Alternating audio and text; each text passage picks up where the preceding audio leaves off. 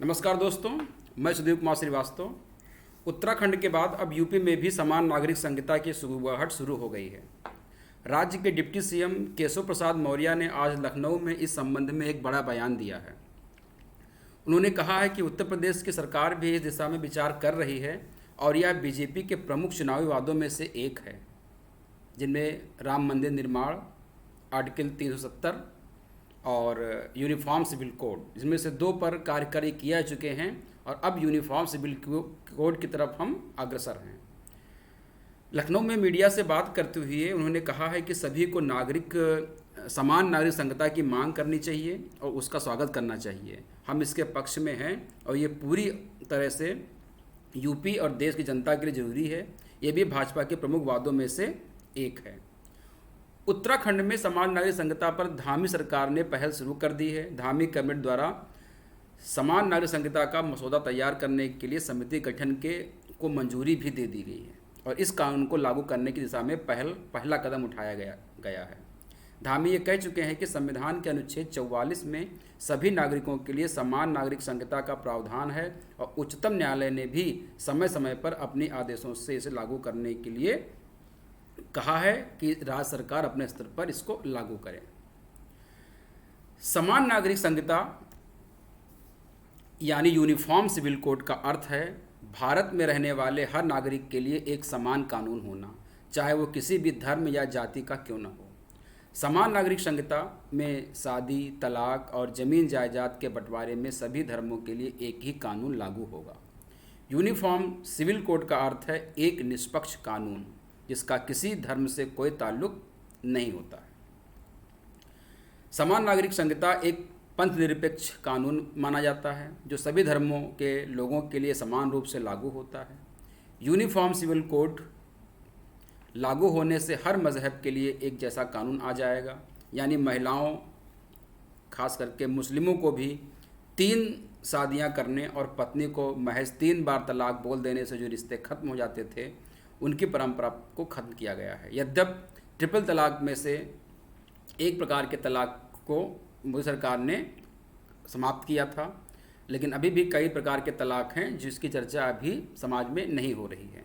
वर्तमान में देश हर धर्म के लोग इन मामलों का निपटारा अपने पर्सनल लॉ के अधीन करते हैं। फ़िलहाल अगर बात किया जाए तो मुस्लिम पर्सनल लॉ, ईसाई पर्सनल लॉ और पारसी समुदाय का अपना खुद का पर्सनल लॉ है, जबकि हिंदू सिविल लॉ के तहत हिंदू, सिख, जैन और बौद्ध आते हैं।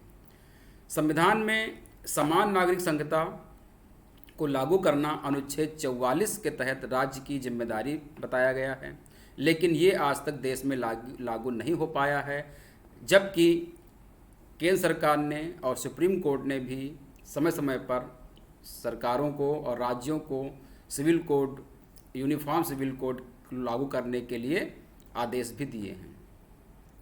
आज भी यूनिफॉर्म सिविल कोड एक बड़ी बहस का मुद्दा बना हुआ है। अनुच्छेद 44 में दिए गए समान नागरिक संहिता के लिए सरकार ने विशेष विवाह अधिनियम तथा हिंदू उत्तराधिकार अधिनियम 1956 पारित किए हैं, परंतु 1986 में आए शाह बानो सरला मुद्गल 95 के वादों में उच्चतम न्यायालय के आदेश के बाद सरकार पूरे देश में समान नागरिक संहिता लागू करने में असफल रही है। हम बात करते हैं यूनिफॉर्म सिविल कोड की। अगर हम हिंदू पर्सनल लॉ की बात करें तो भारत में हिंदुओं के लिए हिंदू कोड बिल लाया गया है। देश में इसके विरोध के बाद इस बिल को 4 हिस्सों में बांट दिया गया था। तत्कालीन प्रधानमंत्री जवाहरलाल नेहरू ने इसे Hindu marriage act, Hindu succession act, Hindu adoption and maintenance act और Hindu minority and guardianship act में बांट दिया गया था। इस कानून ने महिलाओं को सीधे तौर पर सशक्त बनाया। इनके तहत महिलाओं को पैतृक और पति की संपत्ति में अधिकार मिलता है। इसके अलावा अलग अलग जातियों के लोगों को एक दूसरे से शादी करने का अधिकार है, लेकिन कोई व्यक्ति एक शादी के रहते दूसरी शादी नहीं कर सकता है। वहीं मुस्लिम पर्सनल लॉ बोर्ड देश के मुसलमानों के लिए मुस्लिम पर्सनल लॉ बोर्ड है। इसके लॉ के अंतर्गत शादीशुदा मुस्लिम पुरुष अपनी पत्नी को महज 3 बार तलाक कहकर तलाक दे सकता है। तलाक वैसे कई तरह के होते हैं, उनमें से एक प्रकार के तलाक को मोदी सरकार ने ख़त्म किया था। हालांकि मुस्लिम पर्सनल लॉ में तलाक के और भी तरीके दिए गए हैं, लेकिन इनमें से 3 बार तलाक भी एक प्रकार का तलाक माना गया है, जिसे कुछ मुस्लिम विद्वान शरीयत के खिलाफ भी मानते हैं। तलाक के बाद अगर दोनों फिर शादी करना चाहते हैं तो महिला को पहले किसी और पुरुष के साथ शादी करनी होती है, उसके साथ शारीरिक संबंध बनाने होंगे, उसे हलाला कहा जाता है।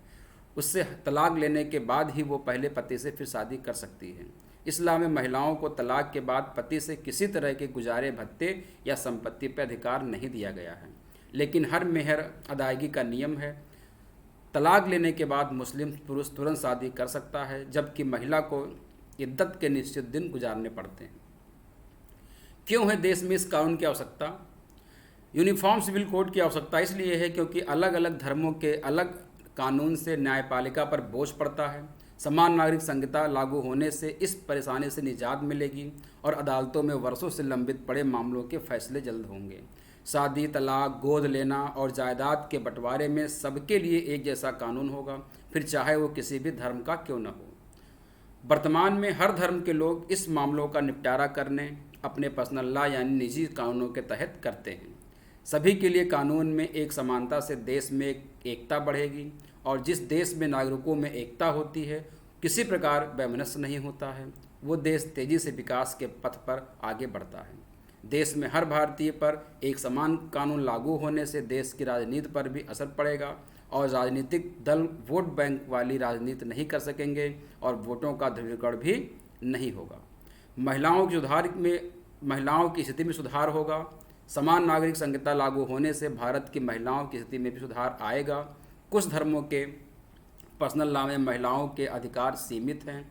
इतना ही नहीं, महिलाओं का अपने पिता की संपत्ति पर अधिकार और गोद लेने जैसे मामलों में भी एक समान नियम लागू होंगे।